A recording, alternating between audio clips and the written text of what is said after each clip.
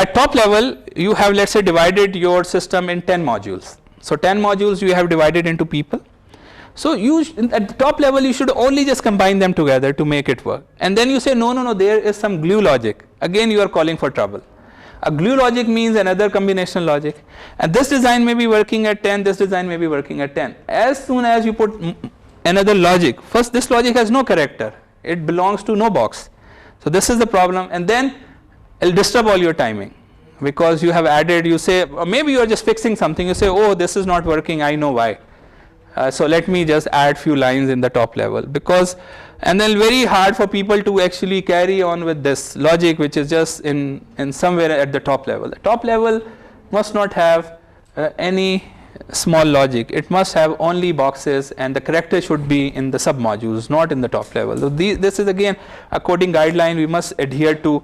Then there is another thing which we must know, that is once you are synthesizing, and we will do this exercise, you give constraints to your synthesis tool. You ask it whether you want better timing or better area, and the reason is, while the tool is synthesizing, for example, so the tool is synthesizing, and let's say you have this input, these are the two inputs, and these two inputs are a logic, this is a combination logic, it takes 3 input and generates 2 output, and these 2 outputs are used by this logic, this logic, this logic. So there is a fan out. So the synthesis tool will put buffers to make sure the signal strength is enough that it can go to all the combinational clouds, and buffers have delays. So the most of the delay, we'll find out that it's because of the fanning out, the catering the fan out of these signals going to so many smaller clouds. So you ask synthesis tool, no, I want you to do better, and you give it a target clock. You say, I want you to do this much better, and I don't care about area. So you can actually tell the synthesis tool, you don't care about area. So the synthesis tool say, oh, you don't care about the area. So what it'll do is, it'll make a copy of this logic here, and put 3 inputs also here, and feed half of these clouds from the upper logic and half from the lower logic, okay, just to give you better timing. It says you don't care about the area, so I can basically do these tricks. So all the tricks which synthesis tool perform, they trade off area with timing. So it's always something like this. You need better timing, you spend more area, okay. So if you need your clock, the time period of the clock to be smaller, you spend more area. So this is the trade-off. A typical trade-off is like this. So we call these two logics a time critical and area critical logic. And you know, the time critical logics are those where there's a huge amount of combinational logic, it's a lot of functionality, and there you need to meet the timing. And then there are state machines, lines of code, where you know you are not doing any addition, multiplication, you know. Those are non-critical logic, okay. So if you put both of them in the same box, then it'll be hard for you to give constraint, because the constraints are always given like this, area or timing. So usually we divide it into 2 modules, where we say, here I will be focusing, or I'll be asking the tool to focus more on the timing, and here I'll be asking tool more to focus on the area, because both are precious resources, especially on FPGAs. Sometimes we run out of area, sometimes you cannot get the target clock, okay. So this brings us to Verilog syntax. In Verilog, it is different from other programming languages, that now the variable, it does not only consist of zeros and ones. A variable will look ugly like this. It may have few x's, few z's, few zeros and ones, okay. So once you look at a variable in Verilog, you may see 0 0 1 x z z z 1 0 0 1 x, okay. So it will not be a number, because Verilog allows you to have 0 1 x and z. Though in hardware there is no x, unknown. In hardware there is always 0 and 1. X only means that your simulator is confused. It means you have done some dumb programming and the simulator is confused what to put. And once simulator is confused, and now simulators or the synthesis tool, or actually the simulators are becoming more and more intelligent, it will tell you that you are doing this wrong, but if not, then it will put an X there. For example, you say you tried doing this, though the Verilog will not allow you, the simulator will not allow you to do this, but for example, and you put here 1 and 0. Okay, now the AND gate says it is 0 and the OR gate says it is 1. And the tool is confused whether should it say it is 0 or a 1. Okay, so we'll say it is X. Okay, so whenever you see in your simulation an X, it means you need to go look back, find out where it first appears, and now X starts from here, then it will ruin your simulation. Okay, appearing anywhere, and then you have another cloud. Okay, this cloud may be coded correctly, but it will say output is X because input is X. Then it may be going to some other cloud and say output is X. So, and just you have to go back and trace once it first time appears and where it appears. Okay, and then you have to fix it. Otherwise, you run your, and these are the things which you'll find once you do your assignments. You'll find you are getting X, X, X, X. Yes. Can you give X as an input to any? You can give, but usually you don't. Yes, you can give as a don't care. That means something different. In a case statement, you are allowed to give an X, but as an input, you cannot give an X. You know, as an input, if you're giving an X, it's you are adding X into something. It'll say X. You are multiplying X with something. It'll say an X. You know, so as it goes through your design, it just keep producing X, X, X, and then it's difficult. Obviously, you have to go look at the timelines, find out from where it appears first. And another thing which what Verilog does is, and usually this is how the X starts appearing in your design, that once you design a variable of type reg, it is initialized as X, and if you don't put something valid, it's going as an input to something, you say X, X, X, X, X. So, and sometimes for strange reasons, sometimes you'll find that after running your simulation for 2 hours, you will start seeing X's. Okay, and I've seen this also happens, and it's very, again, you need to go back and you'll find out it is always, the problem is in the coding, not in the tool, that you have done something, why it is causing an X. So X is there, Z is like if you are using a tri-state buffer. So for example, a 2-directional bus, on one side it works and the other side it shows you Z, high impedance. So these are the things which you see in a Verilog simulator. And Verilog, again, though they are other data types, but for us even the nets and registers, they are more than enough. And nets is, wire is important.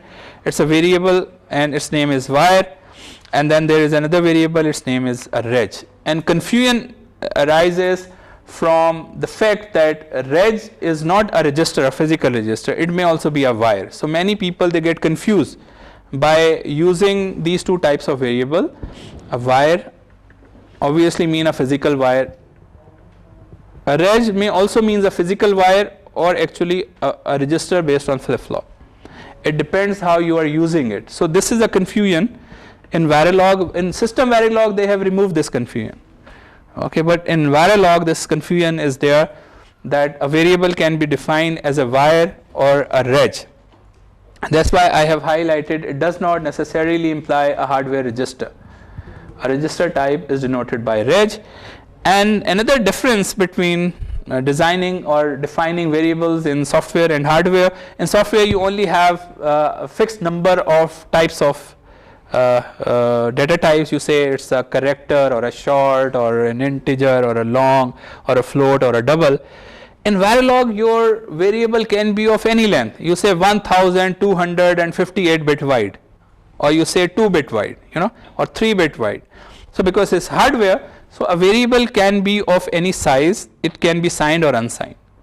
So that's how a variable is defined, declared. You write wire. You then, if default is unsigned, if you say it is signed, then you say it is signed. And then you specify range. Default is 1 bit. If it is 1 bit, and usually again this is the mistake which usually students they commit, that they don't write range. If it's a 16 bit, they, for a reason, because they are more tuned to programming software, they miss this range. So simulator will not complain. You have missed range, it will say okay. And but once you are seeing, you are only seeing a value 0 or a 1, because it's a 1 bit variable, it's not a 16 bit variable, you know. So these are the very common things which I see in people missing. So you write name and you can write multiple names. For example, it says reg r. So I'll just so you say reg p. So it's a 1 bit variable of type reg. Then you say reg, and this is how usually we you write and you read 7 down to 0. Okay, 7 down to 0 means it's a 8-bit variable, and this is how we say 7 down to 0. So the reason is it is 8-bit, 4, 5, 6, 7, 8, and you can also write it as 0 up to 7, but it'll make the whole thing very confusing. And the reason is once you say 7 down to 0, 0 is the least significant bit and 7 is the most significant bit. So once you see a number, this is the least significant bit because it corresponds to 0. This is the most significant bit as it corresponds to 7. But if you say 0 up to 7, then it'll show you bits like this. So the least significant will be on left hand side, most significant will be on right hand side, and it'll make your numbers very confusing to comprehend and understand. So that's why we always say 7 down to 0. Okay. So, and if it is signed, you add here signed. Reg signed 7 down to 0 P. And if it is a wire, so all you have to say is instead of reg you say it's a wire. Okay. So that's how a variable is defined. You say reg, you say wire, you say reg sign 7 down to 0 reg, or you say, and if it is 2-dimensional, if it's a 2-dimensional memory, so you say reg, name it, and then you say 0 down to 1023, because these are the addresses. So this is the depth and the width. So width is 8-bit and depth is 1024. So once you say and once you say mem0, and this is also a little confusing in Verilog, you need to just live up with this. Once you say memory 0, it means address 0. But if it is a 2-dimensional variable like this, wire 7 or reg 7 down to P, so once you say P0, it means the least significant bit of P. Once you say P1, it means the next significant bit of P. Okay. So if something is defined as 2-dimensional and you index it, it is the whole value. And once something is defined as 1-dimensional, you index it, it means 1 bit.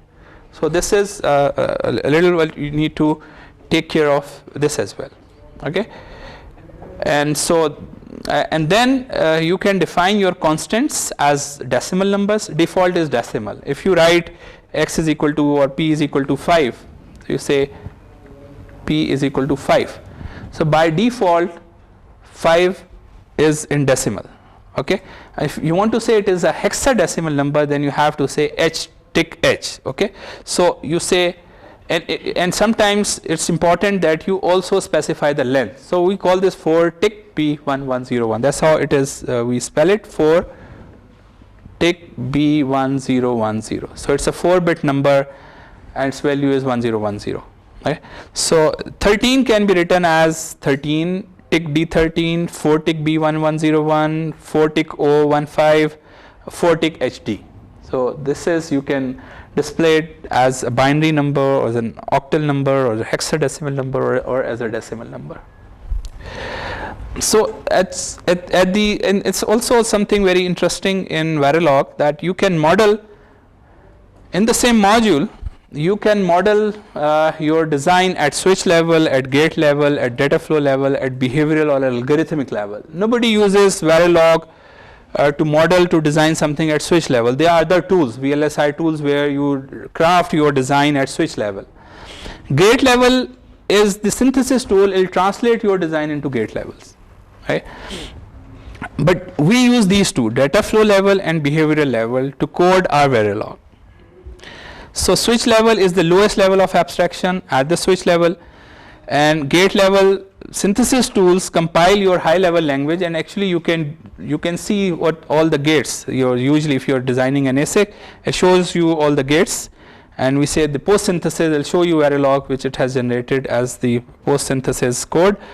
But we use data flow level and behavioral level to code our design, and this is the level of abstraction which is higher than the gate level, and behavioral level is C-like, like is everything is all the behavioral code is available to you to use at the behavioral level. So so this is at the gate level. Gate level is very simple to code. For example, you have a design where you have an AND gate and but you never code anything at this level. So you say XOR. So this is A, B, C, D, E, F, G. Okay. So if you have made this design, then it's simple to code. You just say and these are the primitives. So Verilog understands what an AND is, OR is, XOR is. You need not to define these modules. So Verilog has a set of primitives. It knows if you write NAND, NOR, AND, OR, XOR, buff, NOT. So all you have to do is you say and the instance name, there are many of these, and then the port listing, it always the first as an output and rest of these as an input. So this is the gate level. This is an example we have coded at gate level, that you looking at this, you just write an AND gate and an AND gate and an OR gate and a NOT gate, and the signal names. First is always output, the rest are always input. So this is how the coding is done at gate level, but we never program things at gate level. This is what we program, the data flow level. And data flow means you are using expressions, operands, operators, and these are the set of operators which we all know from other programming languages. So we know what an add does, a multiply does, a divide does, a percentage remainder does, static means a power, not, and, nor, NAND, or, nor. Okay, so all these we know all these, but there are few which you don't know. For example, equal is the logical if you want to say A equal B, but in Verilog there is also an equal. So this is something different. I'll spend a little time on this, and then it says shift right, shift left, shift. So there are three, and there are three. This and which is basically an arithmetic shift, and then there is the brackets, which is concatenation and replication. So Verilog, all the operators which you see on other programming languages, they are supported, and then there are few more which you need to have to make sure that you correctly model hardware. So multiply is fine, divide is fine, and subtract, modulus, and power, they are fine, we need not to worry about them. Conditional operator is also in C, again we need not to worry about them. The conditional operator is, as you know, it is select question mark A or B. If select is true, you select A, out is equal to A, else out is equal to B. So this is the if else statement equivalent to this, and you can concatenate many. Usually we try not to do these things, but you can concatenate many of these conditional operator to make even complex statements. So let's spend a little time on this because they are not supported in other programming languages. It is a concatenation and replication operator. It's very powerful tools in Verilog, where you can concatenate different variables in your code to make a new variable. For example, you say A 3 down to 0, B 2 down to 0, 3 tick B 1 1 1, C 2 tick 0 will make P. So now P is a 13-bit variable which consists of all these things. So least significant bit of P is actually the least significant bit of C, and most significant bit of P is actually the most significant bit of A. So in this order you have concatenated. It is as if you bring so many wires and you put a wrapper around them and you say now this is P. So these 13 wires are now P. Same is the case with replication operator, that you can replicate a value multiple times. You say A is 2 tick B 0 1, and then you say 4A, so this becomes an 8-bit number replicating A 4 times, 0 1 0 1 0 1 0 1. So you can replicate anything, and replication operator is, you put two brackets, you say bracket, you say 9, then you say bracket, you say A, you say bracket. It means that you are replicating a variable A 9 times, and this you do so many times in hardware. This is the case where you are fanning out something, you know, because it's the value, same value going here. So it's say 9A, so means A, if A is 3 tick B 1 0 1, so it means you are doing 1 0 1 1 0 1 1 0 1 1 0 1, and you are doing it 9 times, and you're making another variable which let's call this B. So this you can do in Verilog. This is called concatenation. So concatenation is possible. So, and again remember, I told you once you are using these, you must know what you are putting in. You are putting in an adder or a subtractor, mostly a subtractor. So you can do greater than, less than, greater than, equal to, and less than equal to. Okay. So then again, these are the operators which are not there in other programming languages. These are called reduction operator. They work on single operand, and they can reduce that operand to 1 bit operand. So it says, if you say OR A is equal to C. So if there is a single operand, again it's not there in other programming language, it means you are ORing all the bits of A together to get 1 bit. So ORing all bits of A means 1 or 0 or 1 or is 1. So C will be 1 tick B 1. So similarly you can say D is AND A. So ANDing all the bits. So you say its answer will be 1 tick B 0. So this is again a very powerful operator where you can just use it to AND all the bits, NAND all the bits, or NOR, XOR, XNOR. And this is how it's so these are the operators. Now equality operators are equal, equal, not equal, and equal, equal, equal, and case inequality. I'll explain what these are. The logical operator we know, it's a logical negation. And logical negation means if you say not A. So if A is positive or A is non-zero, not A is 0. So you are checking whether something is non-zero or not. Okay. So and similarly logical OR is you write 2 times OR, and this is again you have to be careful, and again a very common mistake, somebody may say A or B. The simulator will not complain, but they are very different. A or B means you are doing bitwise ORing of 2 operators and checking whether what you get is non-zero or not, whereas A or B means if A is non-zero or B is non-zero. So logical operator, if one of them is non-zero, then you say if it's true. So though sometimes you write a statement which simulator will not mind, or it'll just work, but you need to know that there are the slight differences. Same as the logical AND means this is true and this is true, and means ANDing all. So there is this case where you say 1 0 1 and 1 0 0. So if you say A and B, okay, this is false, but if you say A and B, this is true because both are non-zero. So you will get different results. It will be hard for you to find out what is wrong with the code because you have made this little error in actually using the logical operator. Shift is arithmetic shift or logic shift. The difference between logic and arithmetic shift is if you have this number 1 0 1 1 and it is a sign number, so the 1 is taken as a sign bit. Okay, so A, and now you can say A shift right by 1. If you say A shift right by 1, the answer will be 0 1 0 1. Okay, I'll throw away this. This is what the shifting is, and I'll put the 4th bit, which is the new bit, as 0 if it is a logical shift. So these are for the logic. On the other hand, if it's an arithmetic shift, so it'll replicate sign bit at this location. So once you do this, it'll be 1 1 0 and 1. So there will be 2 answers will be different in case a number is negative, means its sign bit is 1, it's a negative number. Interestingly, shift left, both are same, though they are 2 different symbols for this because it'll just throw away bits. Shift left means just throw away bits, whether it is signed or unsigned, I'll not care. Okay?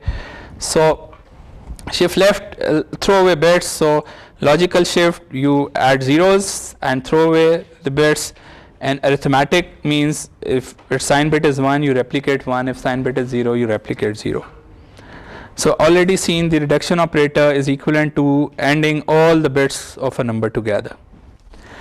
So then in Verilog, the statement, because whosoever has actually crafted Verilog, he's use this statement and put an assign keyword with it. Okay, assign, though you may not need it, but whenever you write a statement in Verilog at a data flow modeling level, you write an assign. You say a tag assign, and you are saying A plus B plus C I goes to C0, CO and S. Basically you are adding 3 bits, getting 2 bits as an answer using an addition operator. So you use this assign keywords, and assign keywords, if you look, because assign means that the value is continuously written on this variable s and c0. And now in Verilog, again, this is what causes confusion in Verilog. For example, you are writing a code, you say a plus b is equal to c, you say assign, and then say c plus d is equal to e, and say e plus f is equal to g.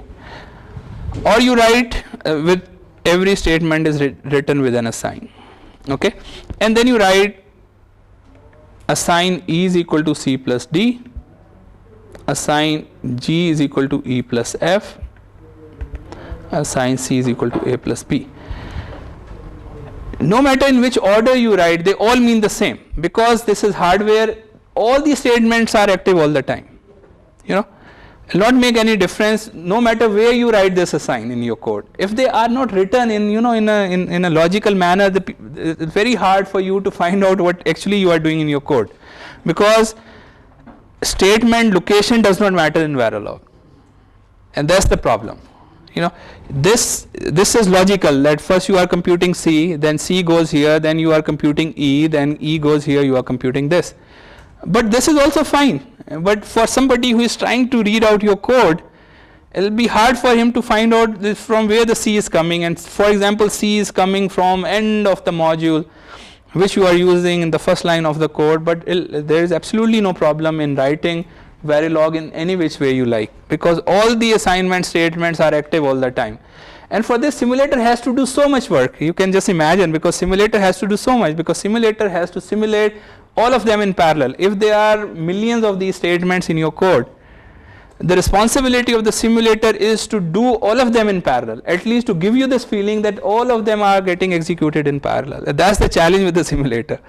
And so what it does is, assign is very heavy on simulator. Assign means at very little time coming and updating everything, at very again little time will come update, and it has to update all the assign in that time period, okay. So no matter whether something is changing or not, it'll say, okay, let me start updating, and then it'll updates every variable, and then it'll go to the next time slot. So the simulator obviously is simulating time, so there is this time, it says this is the time. So in Verilog, that's why we say simulation is happening at 0 time. This is again a very absurd concept. When we say 0 time simulation, what does it mean? 0 time simulation.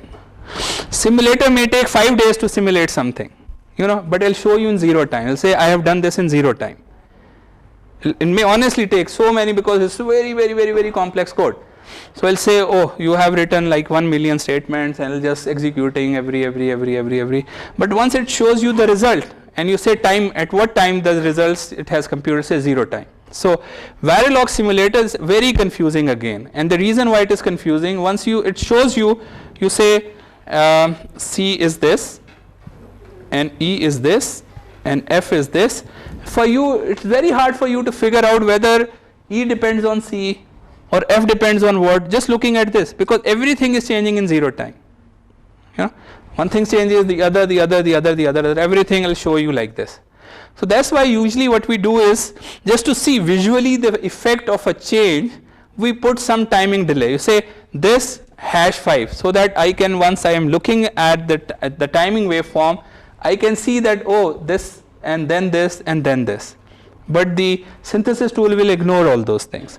But these are the things which, once you have very complex code, very difficult to debug, because the assign is continuously driven and it models combinational logic. So what, as many assign statements you write, they all gets executed in 0 time. Okay, so this is a multiplexer you design. You say module mux 2 to 1. So this is primarily using, we make a multiplexer. Say this is A, this is B, this is select, this is out. Let me use the same name I'm using in the code, in 1 and 2. So you say out and assign. Don't forget to write assign. Out is equal to select, and if 0 it is 1, then you write 1 is in. So this is your statement, and your module is this. So your inputs are in1, in2, select, and your output is out. So you write module mux 2 to 1, input in 1 into select output out. Then you write assign this statement, it'll make a mux for you. Okay? So this is how it is written, and this is the difficult part, that how to test this mux. Okay? So test this mux means there are 3 inputs, so there are 8 possibilities. Honestly, if you want to test this mux, you need to give 8 inputs: 0, 0, 0, 0, 0, 1, 0, 1, 0, 0. You know, that's the full range. So you're testing it the full range, making sure that you have tested this for all the possible inputs. It's only 2 to 1 mux. You start getting bigger, so you need to have, you know, more values. But this is what it is, that you testing a multiplexer, you require at least 8 test vectors. I have only given 2, but you need to, you know, just write all these, and that's how you this is your device under test. You instantiate it, then you start putting different test vectors. And here again, because if you don't put this hash 5 means it's meaningless. We say this it's a unitless constant. Once you say hash 5, it is unitless constant. It has no units. It only once in the visualization, it'll show you after 5 time units your select is 1, then after 5 time units input is 1. If you don't do this and you say you are testing your design, you say input 1 is 1, now input 1 is 0, now input 0 is 1, now input 0 is 0, now select is 0, now select is 1. Everything will happen in 0 time. It will not show you anything. It will show you the last 3 things, because if you are not saying it, delay for 5 time units, delay for 5 time units, and you write 1000 test vectors, it will run all those test vectors, but it will not show you because simulation is happening in 0 time. Yeah? So that's why once we simulate, give test vectors, we put these unitless constants, okay, so that visually once you see these things, you see that they are happening in time. So the behavioral modeling is where you use high level language constructs, for loop, if else, while, always, initial. Anything in data flow modeling, you cannot use any high level language constructs. You can only use operators, multiply, add, conditional, this, that, but no high level language construct can be used in data flow modeling. So all the high level language constructs you write in behavioral modeling. And to distinguish between behavioral and data flow modeling, Verilog restricts you to write any such statement either in an initial block or an always block. Okay, so this is, you cannot write, and again here this is a very common mistake that people they don't write initial or always. So anything which is behavioral must be written either in an initial block or in an always block. Initial block we say is non-synthesizable. So it will not get synthesized because it is not like hardware. In hardware there is nothing which only executes once and then it goes away. There is no such thing in hardware. Hardware, if something is there, it is there forever. So this is non-hardware like. So this we don't use in our RTL Verilog. Always is used in our RTL Verilog. Okay. Initial you only use in your stimulus. That now I want to give, these are the inputs, and then I say simulation ends. Okay. So initial is non-synthesizable. So we don't use. I've seen many people, because they cannot fix that x. So what they do, they say initial, that variable is equal to 0, because they don't know, they can't figure out how should they make that x goes away from their